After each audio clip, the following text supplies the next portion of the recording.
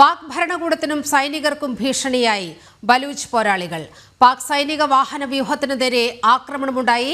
90 പേർ കൊല്ലപ്പെട്ടു. കൊല്ലപ്പെട്ടവരിൽ പാക് സൈനികരും ഉൾപ്പെടുന്നു. 12 പേർക്ക് പരിക്കേറ്റു. ബലൂചിസ്ഥാനിലെ നോഷ്കി ജില്ലയിലാണ് ആക്രമണം നടന്നത്. സംഭവത്തിന്റെ ഉത്തരവാദിത്വം ബലൂച്ച് ലിബറേഷൻ ആർമി ഏറ്റെടുത്തു. വിവരങ്ങളുമായി ഐസൺ ജോസ് ചേരുകയാണ്. ഐസൺ, ഈ അടുത്ത ദിവസങ്ങളിൽ രണ്ടാമത്തെ ഓപ്പറേഷനാണ് ബലൂച്ച് ലിബറേഷൻ ആർമി നടത്തിയിരിക്കുന്നത്. വിവരങ്ങൾ.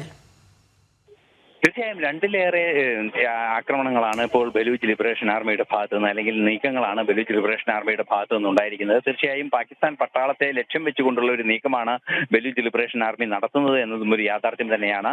നമുക്കറിയാവുന്നതാണ്, 12ഓളം പാകിസ്ഥാൻ പട്ടാളക്കാരെ കൊലപ്പെടുത്തിയെന്ന വിവരങ്ങളാണ് ഇപ്പോൾ ഏറ്റവും പുതിയതായി പുറത്തു വരുന്നത്. 90ഓളം പേരെ കൊലപ്പെടുത്തിയെന്ന് ബലൂചിസ്ഥാൻ കൃത്യമായ ബലൂച്ച് ലിബറേഷൻ ആർമി വിവരങ്ങൾ പുറത്തുവിടുന്നുണ്ട്. എങ്കിൽ കൂടി ഇത് സർക്കാർ വൃത്തങ്ങൾ സ്ഥിരീകരിച്ചിട്ടില്ല. എങ്കിലും മരണം സംഭവിച്ചിട്ടുണ്ട് എന്ന സൂചന തന്നെയാണ് നമുക്ക് ലഭ്യമാകുന്നത്.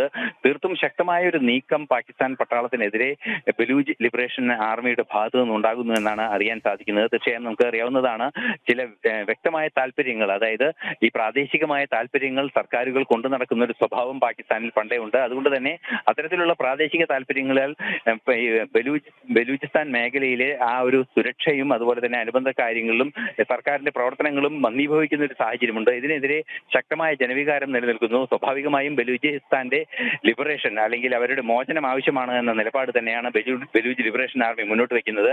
ഈ അടുത്ത ദിവസങ്ങളിലായി 4ാമത്തെ ആക്രമണമാണ്, അല്ലെങ്കിൽ നീക്കമാണ് ബലൂച്ച് ലിബറേഷൻ ആർമിയുടെ ഭാഗത്തു നിന്നുണ്ടായിരിക്കുന്നത്.